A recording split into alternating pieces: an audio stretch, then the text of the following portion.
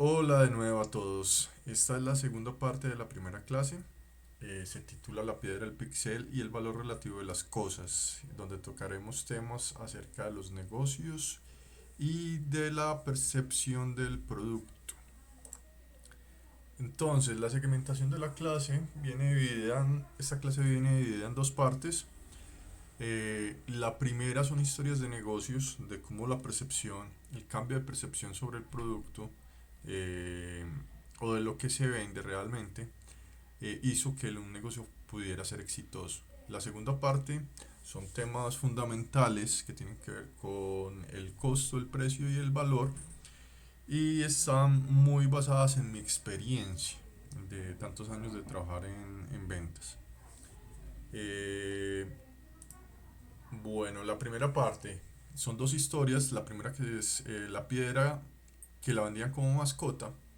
Es una historia muy famosa acerca de un hombre que decidió vender piedras, pero con el sentido de que esas piedras eran mascotas. Entonces vamos a hablar más acerca de él. Y la segunda parte es eh, el pixel como representación de propiedad. El pixel.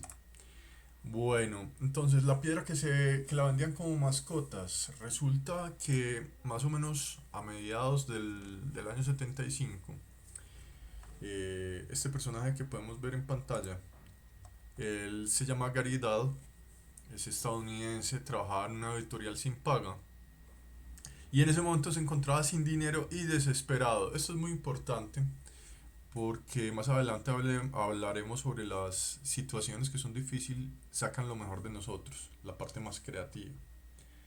Entonces resulta que este hombre en 1975 estaba trabajando en una editorial sin paga en ese momento. Él desarrolló un concepto de producto al que llamó Pet Rock. Esta idea de negocio surgió mientras tomaba unos tragos con unos amigos, más o menos en el mes de abril de dicho año. Ellos estaban charlando sobre el esfuerzo y el dinero que involucraba cuidar a las mascotas. Y durante esa discusión, Dahl, en forma de broma, dijo que la mascota ideal, perfecta para él, sería una piedra. A Dahl entonces se le ocurrió que podía transformar su broma del momento en una idea de negocios y a las semanas siguientes a este encuentro se decidió a escribir o se dedicó a escribir un manual de 36 páginas, específicamente de cómo cuidar una piedra. Entonces es muy interesante porque él además logró conseguir dos inversores y con el dinero de estos inversores se dedicó a comprar piedras de una playa mexicana llamada Rosario, en Baja California. Estas piedras tenían unas características, me gustaría que buscaran en internet cómo era una piedra mascota. Eh, bueno, resulta que Dal comenzó a vender estas pet rocks más o menos en agosto y 2 meses después vendía aproximadamente 10.000 piedras al día. Estas pet rocks valían aproximadamente unos $4, ¿cierto? Eh, y para el cierre de temporada de Navidad de ese año, se estima que vendió entre 1.3 y 1.5 millones de estas pet rocks. O sea, el tipo coronó, goleó. Eh,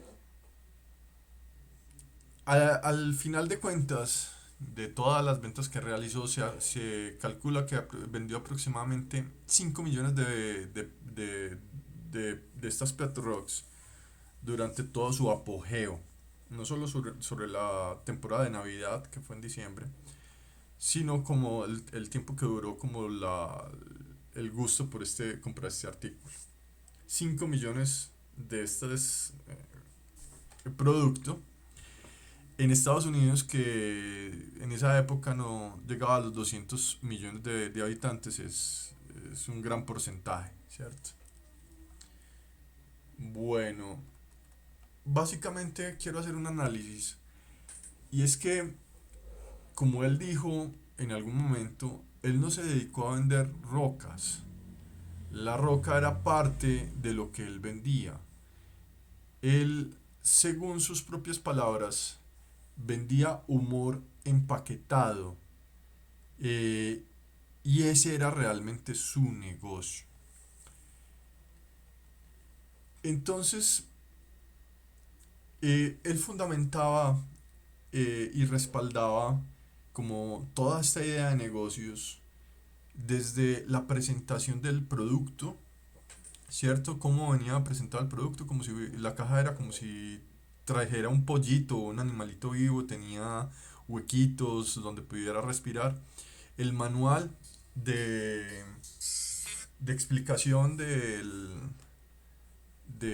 cómo cuidar, proteger, ser un buen amo de una mascota que era una piedra. Incluso tenía partes donde decía, esta piedra es muy terca y no te va a hacer caso, ¿cierto? Si tú le dices que venga, no, él es muy perezosa esta piedra. Y otras partes donde decía, por favor, no meter a nadar en zonas de aguas profundas porque es muy mala nadadora, ¿cierto? La puedes tirar un momentico en un charquito, le gusta refrescarse pero no sabe nadar. ¿Listo? Entonces ese manual fue el boom en la época porque era una gran broma regalarle a alguien una mascota que no requería cuidados, ¿cierto? Entonces aquí viene un concepto importante. No todos los negocios son lógicos o no todos los negocios, oportunidades de negocio de productos son racionales. Hay ideas que son inverosímiles. Inverosímiles es que se sale de la lógica tradicional y empieza a manejar otro dominio del tema. Bueno, quiero compartir otra historia de negocios que también está correlacionada de una u otra forma a ese campo de lo inverosímil del negocio tradicional. Entonces es el Plixel como representación de propiedad. Esta es una página que se llama One Million Dollar Homepage. Eh, el personaje que creó esta página es Alex. Alex es estadounidense y estaba joven y desesperado porque tenía que pagar la universidad y no tenía dinero. Y se le ocurrió que él podía crear una página y vender píxeles de esa página. Entonces, lo interesante es que él vendía a partir de 10 por 10 y la gente podía poner sus imágenes de sus negocios en la página y hacer como una especie de retablo de publicidad, ¿cierto? Resulta que el tipo en pocos meses logró hacerse a $1 millón con esta idea, ¿cierto? Incluso dejó la universidad y se dedicó a crear nuevas ideas de negocio que fueron infructíferas de pronto. Pero esta sola idea de negocio le cambió por completo la vida. En este momento él, por ejemplo, yo leía la entrevista y él contaba que él se dedicó a hacer una aplicación y él es el dueño de una aplicación llamada Calm. Esta aplicación tiene y está enfocada en todo lo que es meditación, de una corriente que actualmente se está manejando mucho en Estados Unidos, que es mindfulness. Esta corriente busca manejar el tema del agobio que sufren las personas a través del estrés. Entonces, sonidos como cascadas, bosques, imágenes que calman a las personas. Y a través de esta aplicación, él contaba que fue muy difícil convencer a los inversores. ¿Por qué? Porque las personas son muy psicorrígidas en cuanto a las ideas de negocio. Pero resulta que esta corriente del mindfulness mueve aproximadamente $1.000 millones al año en temas digitales, ¿cierto? Entonces es toda una oportunidad de negocio que si uno sabe observar como los datos y uno sabe observar como las necesidades del mercado, uno puede entrar en esas corrientes, ¿cierto? Y ser parte de los que logran algo con ello. Entonces él decía, al principio nadie me creía, nadie creía que esto podía ser un negocio, sin embargo logré convencer a los inversores de que era una gran oportunidad de negocios y ahora tiene una gran aplicación, ¿cierto? Bueno, en la actualidad él tiene 37 años, es dueño de esta aplicación que se llama Calm. Y esta industria, lo que decía, genera 1.000 millones de dólares al año. Listo. Bueno, vamos con la segunda parte, la segunda unidad como de la clase de hoy. Eh, uf.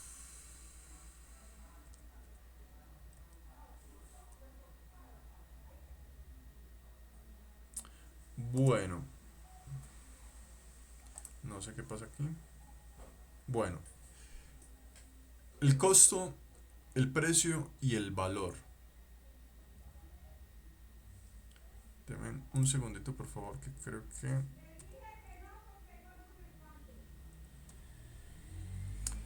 bueno, aquí, en esta parte, a mí me gustaría dejar como una actividad. Eh, en esta actividad es importante, antes de uno entender los negocios, tiene que entender la esencia de los negocios. Y la esencia de los negocios solamente se va a entender desde que seas capaz de verlo como pues esa dinámica histórica que trae el intercambio, las transacciones y las relaciones humanas, ¿cierto? ¿Por qué? Porque en el fondo todo negocio tiene que ver con eso, ¿cierto? Entonces me gustaría pues al grupo de investigación o de actividades que está dentro del grupo comunitario investigar cómo eran las primeras formas de intercambio y transacciones que existían, como el trueque, pues, el intercambio básico, histórico, cómo se logra eso, antes de que existiera la moneda, ¿cierto? Porque ya después existe la moneda, que la moneda la tenemos que ver en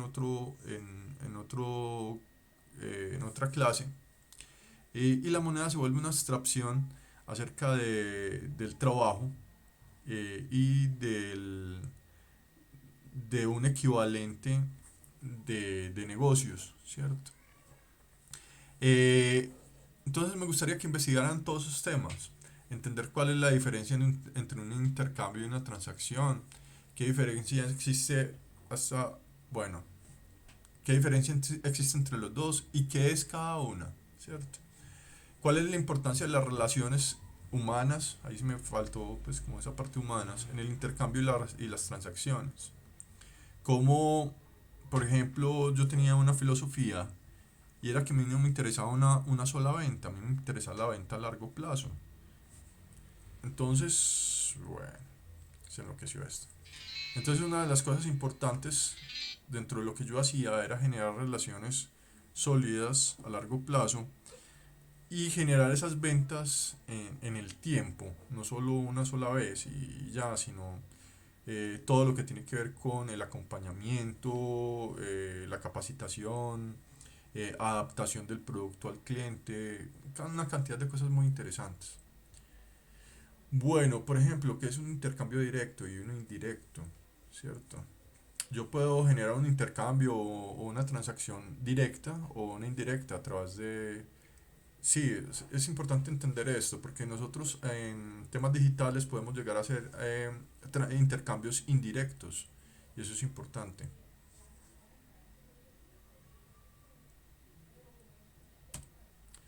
Bueno, lo dejo para la investigación y para la socialización. Bueno, las utilidades. Entender que... Fue madre, me faltó uno. Bueno, sí, acá está. El costo, el precio y el valor. Me disculpan, pero es que este, estas diapositivas de Google se vuelven locas. El costo, el precio y el valor. El costo. El costo es lo que nos cuesta a nosotros elaborar un producto o servicio. Listo. Es muy diferente al precio. El precio es la cantidad de dinero que nosotros esperamos conseguir por ese producto que elaboramos o que servimos, ¿cierto? El valor es el precio en el mercado. Perdón, el valor es subjetivo. El valor tiene que ver con lo que el cliente está dispuesto a pagar por nuestro producto. Pero el valor, me disculpan un segundo, yo le pongo,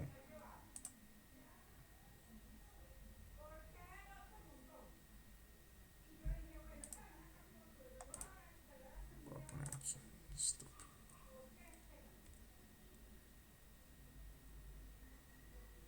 Bueno, entonces el valor, al ser subjetivo, puede llegar a tener diferentes niveles y eso es lo que vamos a ver más adelante.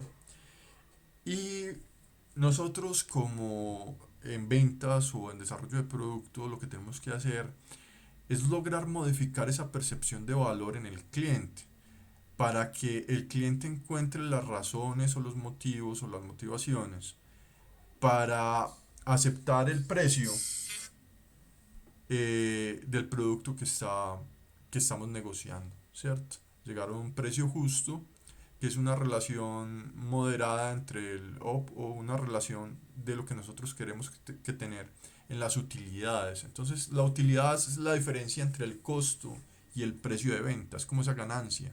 ¿Listo? Nosotros podemos tener utilidades rentables, que es una utilidad que es suficientemente generosa como para que nosotros ganemos suficiente, o márgenes muy reducidos, ¿cierto? Y no ganar mucho, pero de pronto en suficiente cantidad de productos vendidos sí podemos ganar lo suficiente, ¿cierto? Entonces hay una relación interesante entre si ganar mucho, tener utilidades muy altas en un solo producto o de forma masiva al vender suficientes de estos productos. Entonces las utilidades se refieren a, pueden ser la diferencia en el precio de venta, ay Dios, bueno, que sea. La diferencia en el precio de venta y el costo del producto o servicio en la transacción.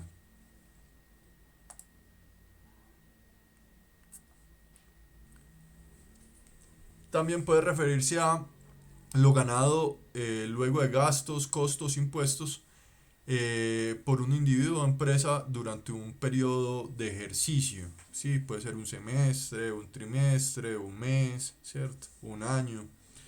Entonces puede referirse a las dos cosas, ¿cierto? Y es importante tenerlo en cuenta. Si lo estamos hablando en el contexto de un solo ítem o de una venta que se hizo en muchos ítems o de un periodo del ejercicio de una empresa, entonces hay que tener eso en cuenta. La percepción y el valor relativo. Debido precisamente a lo que lo estamos hablando ahorita de que el precio de venta y el... Ah, bueno, madre, que perdón.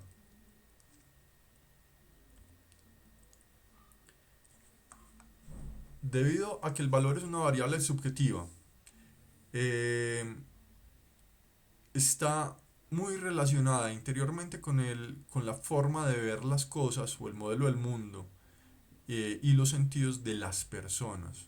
Entonces tiene que ver con su historia, su cultura, su necesidad, muchísimas variables que pueden hacer que un producto sea valioso o no sea valioso. Entonces en los tipos de valor vamos a hablar al respecto. El valor está relacionado a una medición de importancia. Puede estar vinculado a las necesidades o deseos para conseguir un producto o servicio. Entonces ahí está una palabra muy valiosa que es importancia. O sea, esta medición de importancia es lo que nosotros tenemos que llegar a alterar en algún momento a través de cómo hacemos percibir nuestro producto o nuestro servicio, ¿cierto? Bueno, hablemos de los tipos de valor desde mi experiencia. Entonces está el valor fundamental. Este básicamente deriva de las necesidades básicas como el agua, ¿cierto? El aire, cosas fundamentales, la gasolina, que todo el mundo tiene que consumir permanentemente, la comida. Entonces, ¿cómo desarrollar productos para estos tipos de mercado que tienen un valor fundamental, ¿cierto? Y está basado también en mucho que es lo de la oferta y la demanda en el mercado. Otro tipo de productos no tanto, pero este sí está muy vinculado como a esa oferta y demanda en el... Qué pena con ustedes, pero esta vaina se volvió loca.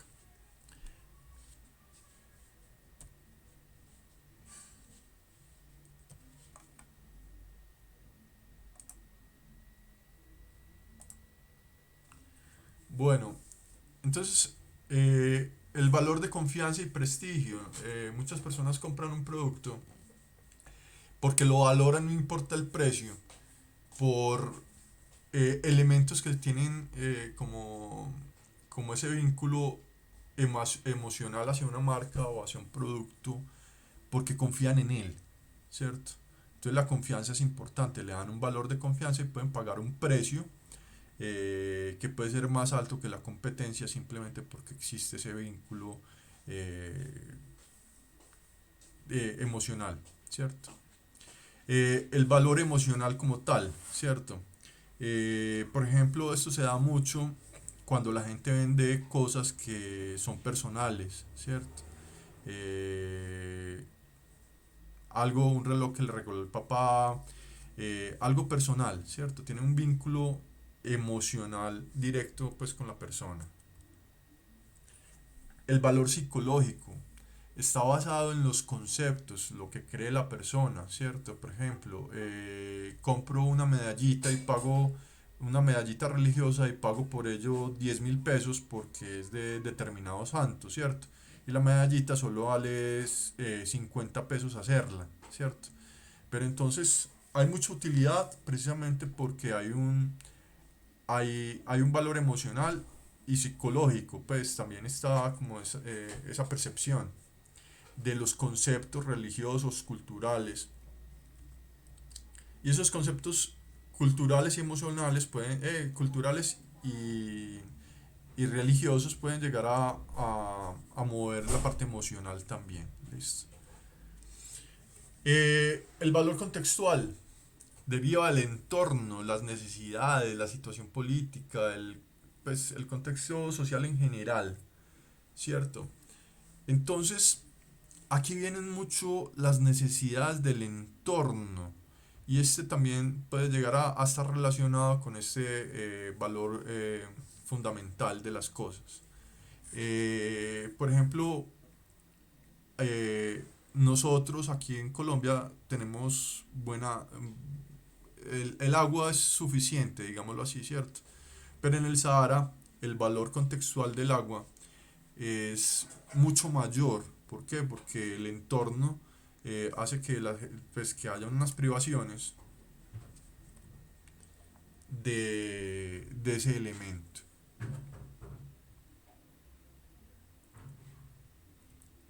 Bueno, me disculpo, mi PowerPoint está loco.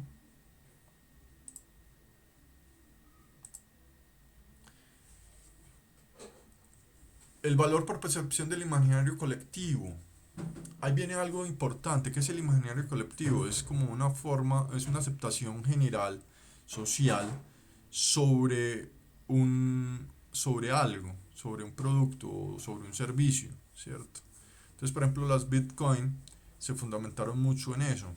¿Por qué? Porque ganaron valor de percepción del imaginario y la gente asume que realmente un Bitcoin vale tanto dinero y empieza a demandar ese producto y el valor empieza a ser mayor por los sistemas de oferta y demanda. Los sistemas de oferta y demanda los veremos más adelante, ¿cierto?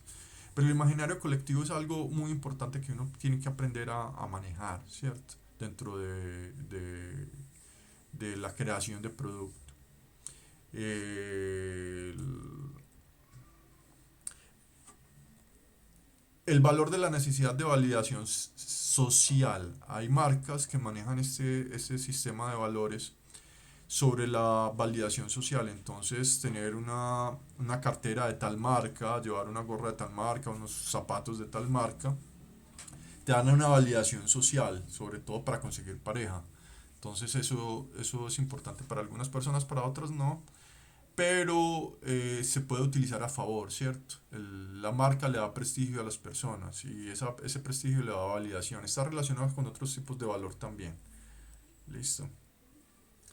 Eh, el valor según los atributos del producto. Entonces yo, por ejemplo, cuando voy a negociar un producto que es mucho más caro que los del mercado, yo tengo que cambiar la percepción de valor según los atributos del producto que tiene el cliente que va a consumir el producto. Yo le tengo que decir, por ejemplo, esto es una lana o esto es un algodón cepillado que tiene estas características, que te va a durar tantas lavadas. Entonces, hablar sobre los atributos del producto y educar al cliente sobre esos atributos es fundamental si quiero que mi producto sea consumido, ¿cierto? Entonces ahí es donde en ciertos momentos yo tengo que crear una conexión con el cliente final, si hay un intermediario, y educarlo a través de unas leyendas o unos pequeños lecturas que puede llegar a traer el producto, ¿cierto? El valor según los gustos o preferencias personales, ¿cierto? Hay gente que paga lo que sea por videojuegos, ¿cierto? Antiguos o cosas de colección, ¿cierto? Hay dos elementos. Uno pueden ser los negocios, hay que sacarle ganancia. Lavado de dinero también se utiliza mucho en eso. Pero hay personas que simplemente le dan un valor a las cosas por sus gustos personales o preferencias, ¿cierto? Y no solamente es la parte emocional, sino que son gustos que tienen las personas. Cuando uno maneja ya intermediarios, existe el valor que está relacionado o vinculado a cuánto va a ganar él, siendo el intermediario del producto. Entonces a mí me ha tocado manejar mucho eso.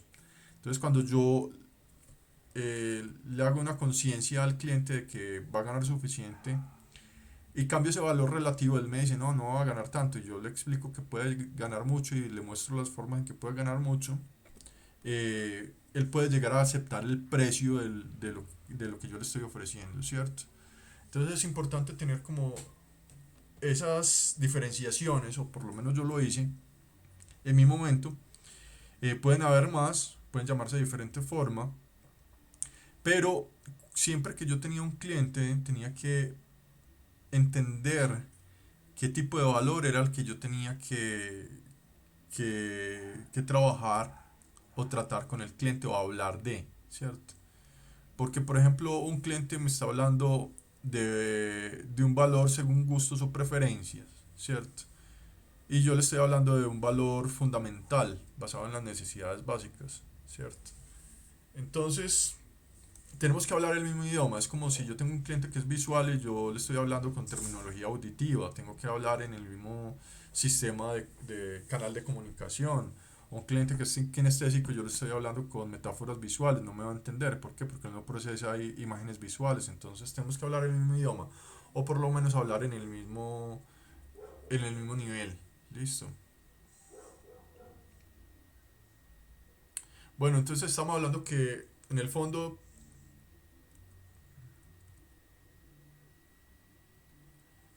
pues, una negociación es llegar a un acuerdo en el que hay una concertación entre el precio de venta, ¿cierto? Eh, y como las utilidades que yo voy a tener, ¿cierto? O sea, que poder vender a un precio en el cual, y él me compre a un precio en el cual él gane, pero yo también gane. Ahí hay algo que es la posición ganador-ganador. Ustedes me disculpan, pero es que esto está más loco que estas diapositivas. Eh, entonces el valor subjetivo del comprador y el precio está dispuesto a, pues, o sea, lo que el personaje está dispuesto a pagar por nuestro producto. Nosotros tenemos que llegar a esa concertación y tenemos que ser muy hábiles en cómo justificar que pague ese precio por nuestro producto. Lo que decía que un buen vendedor se enfoca en cambiar el precio ajustándolo al valor que tiene, pues, que tiene el producto para el comprador.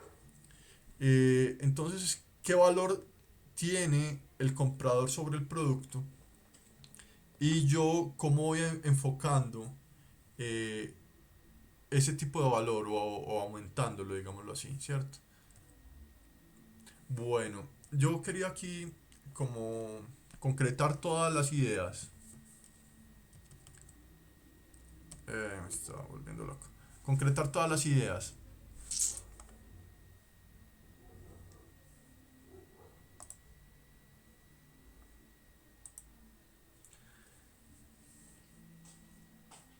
Y vamos a hablar sobre, dentro de la experiencia que yo tengo de, de inteligencia de mercado, saber crear, modificar, alterar un producto.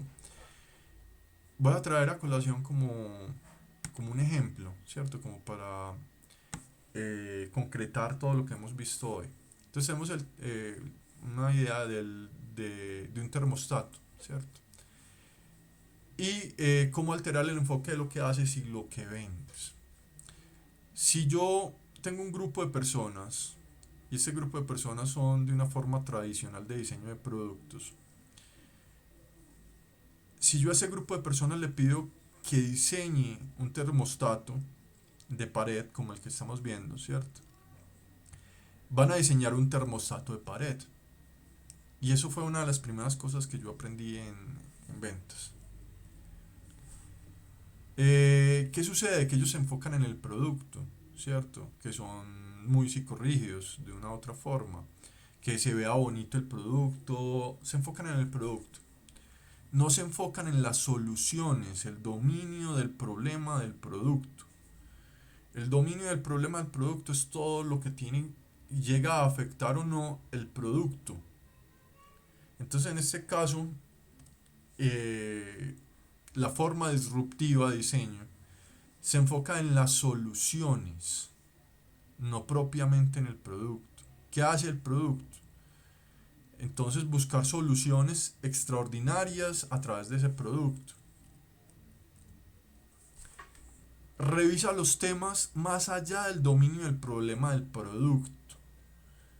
Entonces aquí vamos a hablar acerca de eso. ¿Qué quiere decir? Si a un grupo de personas con enfoque disruptivo se le pide que diseñe un termostato de pared, ellos diseñarían una solución de control de temperatura conectada a los dispositivos móviles. Miren el cambio de enfoque de negocio. Están ofreciendo soluciones, no un dispositivo solamente de control de temperatura. Entonces están yendo más allá del dominio del, del dispositivo como tal, del, del, del, del modelo del mundo, del problema del dispositivo. Y están viendo que, por ejemplo, la gente necesita calentar sus casas antes de llegar a ellas porque están muy frías o por alguna razón, pero no necesitan consumir suficiente energía y ellos no saben a qué horas van a llegar, ¿cierto? Una persona salió a tomar, entonces quiere ser más eficiente y puede necesitar controlar su dispositivo desde su celular y simplemente crean esa solución, crean esa solución enfocada más allá de lo tradicional y del producto como tal. Vean lo importante que es eso, porque muchas ideas de negocio van en eso. Bueno, yo quiero dejarles una actividad creativa y de aplicación de lo que vimos hoy, enfocada como a lo que nosotros hacemos, desarrollo de software. Sin embargo, me gustaría que vieran en todo una posibilidad de negocios, ¿cierto?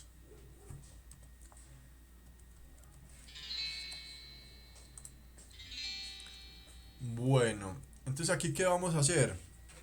La actividad es el arte de vender lo imposible. Aquí todo lo vamos a hacer de forma teórica, imaginaria. No necesitamos hacer algo físico, ¿cierto? Simplemente poner a trabajar la mente. Entonces me gustaría que explicaran, por ejemplo, esto lo vamos a socializar más adelante. Explicar la relación en la clase de socialización. Explicar la relación de los conceptos anteriores con las historias de negocios que vimos al principio de la clase. Esas ideas de negocio que eran inverosímiles, que no tenían sentido para mucha gente, que prefirió grandes ideas. Me gustaría también que crearan 4 productos físicos imaginarios. Listo. Desde su imaginación creen 4 productos y cambien esa percepción de valor que tienen los productos para justificar el precio que tienen. Eh, Identificar los posibles tipos de valor con los que nos podemos encontrar con los clientes al momento de venderles nuestro producto o de venderles nuestra idea, venderles nuestro servicio, ¿cierto? Me gustaría que aplicaran un diseño tipo disruptivo, no tradicional, no se enfoquen en diseñar un producto, enfóquense en diseñar soluciones que salgan del dominio del problema del producto, lo que vimos ahorita. Me gustaría que crearan 3 aplicaciones imaginarias, no necesitan tener un modelo de negocio ni nada por el estilo, solo invéntese cosas imaginarias y redirigir ese sentido de valor que tienen las mismas. Listo, por ejemplo, este señor vendía piedras, no vendía piedras, vendía humor, que utilizaba las piedras para que fueran parte del humor, pero valía más el folleto que la misma piedra. Listo, valía más la caja, tenía más valor como elemento del producto. La caja y el manual de cómo educar una piedra o cómo tratar tu mascota que la misma piedra. Entonces me gustaría que tuvieran eso en cuenta y que lo utilizaran para estas 3 apps imaginarias que ustedes van a desarrollar. Listo. Estos son ejercicios de negocios. Me gustaría que lo disfrutaran y que cambiaran esas, de pronto, modelos rígidos, psicorrígidos, cuadriculados, tradicionales. En estos días le preguntaron a Elon Musk que él cómo había hecho esos planes de negocios para esas ideas que él había tenido, y él decía: yo no tengo planes de negocios. O sea, simplemente para mí eso no funciona. A mí no me sirven tener presentaciones en PowerPoint, haciendo, digámoslo así, pajazos mentales sobre el futuro. Y fue interesante porque me recordó una historia del CEO de Hewlett Packard, donde él contaba que a él se le ocurrió sacar una calculadora para ingenieros. Entonces contrató una firma consultora en mercadotecnia o algo por el estilo.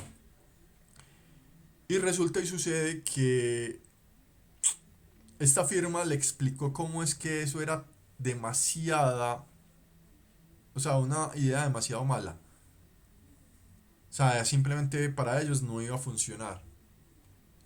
Entonces el tipo se quedó pensando en eso y en un vuelo le dio la oportunidad de ver a un ingeniero y le mostró un prototipo que él había sacado y le dijo: ¿tú comprarías eso? Y dijo: inmediatamente lo compraría. O sea, dime qué tengo que hacer para poder comprarla.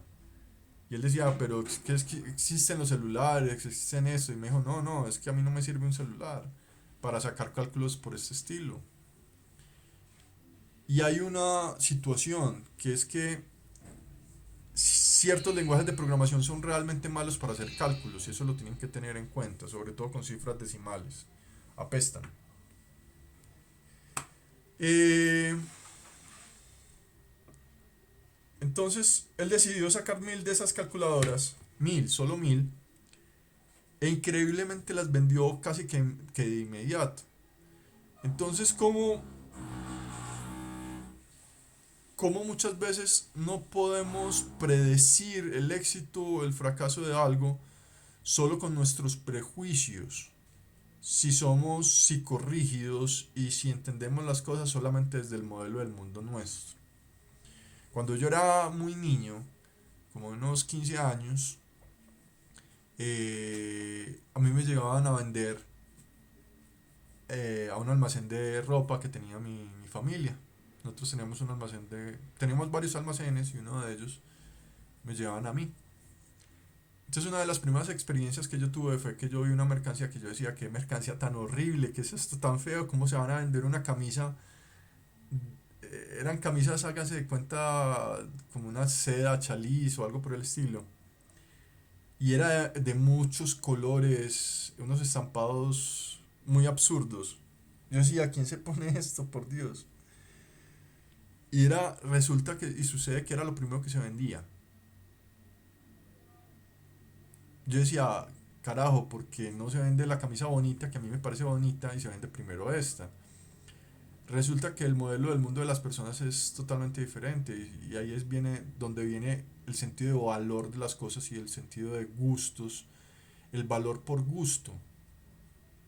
Hay gente que tiene un valor, le da un valor a las cosas porque está relacionado a su modelo de gustos y su historia y su identidad, ¿cierto? Entonces, por ejemplo, vender un pantalón vino tinto. En esa época se vendía por cantidades el pantalón vino tinto. Y alguna vez hablando con alguien, eh, un cliente que le ofrecía una muda de ropa, se veía muy serio, muy elegante, muy bien. Y lo veía a la esposa y le decía, no, ¿qué es eso tan feo? No, vámonos para otra parte. Entonces yo le mostré otras cosas, precisamente camisas así alborotadas, colores vivos. Y, y fue muy impresionante para mí, muy nutritivo, porque escogieron colores que no combinaban. Y no fuera que fueran daltónicos, simplemente una camisa floreada y un pantalón brillante, verde. Y al final yo le pregunté a la señora, doña, ¿a usted le parece que esto combina? Es que sí, yo lo veo hermoso. Entonces después le pregunté a una persona que me pareció muy sabio lo que me respondió y me dijo, es que vea, ellos en su subconsciente tienen montañas, atardeceres y arreboles, mientras usted lo único que tiene en el subconsciente son edificios, gris, calles, carros. Entonces su concepción de belleza es diferente a la concepción de belleza de ellos. Y eso es lo que no entienden muchas personas que están a cargo del diseño de productos. Ellos solo ven cómo desde su modelo del mundo es imposible algo. Y yo aprendí que yo tenía que salir a averiguarlo, no quedarme con los prejuicios. Muchas ideas de negocio son viables fuera del modelo del mundo del que dice que es imposible, que no ve cómo es que sea posible. Y que él no vea cómo es que no es posible no quiere decir que no se pueda hacer. Simplemente él no sabe cómo es que eso llega a funcionar. Entonces me gustaría que salieran de lo estándar y tradicional y pudieran abrir su mente a otras percepciones de negocios. Y todo su entorno está lleno de necesidades. Entonces, ¿cómo nosotros podemos abordar esas necesidades desde el desarrollo de software para crear soluciones computacionales a esas necesidades? Que salgan fuera del modelo o del dominio del mundo del producto como tal. Listo. Una solución informática para una tienda. También tiene que trabajar el fiado, ¿cierto? Y el que se conecte con la persona que fió, que se conecte para recordarle que pague o mandarle domicilios, pero como el domicilio, por ejemplo, un nivel de calificación al que le selecciona a uno la fruta y uno poderle dar propinas si le seleccionó bien o no las cosas. Entonces, ¿cómo salirse del dominio del mundo tradicional y rígido del negocio e ir más allá y ponerse más creativo? Listo. Entonces es todo por la clase de hoy. Algunos temas los socializaremos más adelante en las clases de los viernes. Es para unirnos a través de las reuniones en Telegram. Y me encantó compartir con ustedes. Muchas gracias. Chao chicos.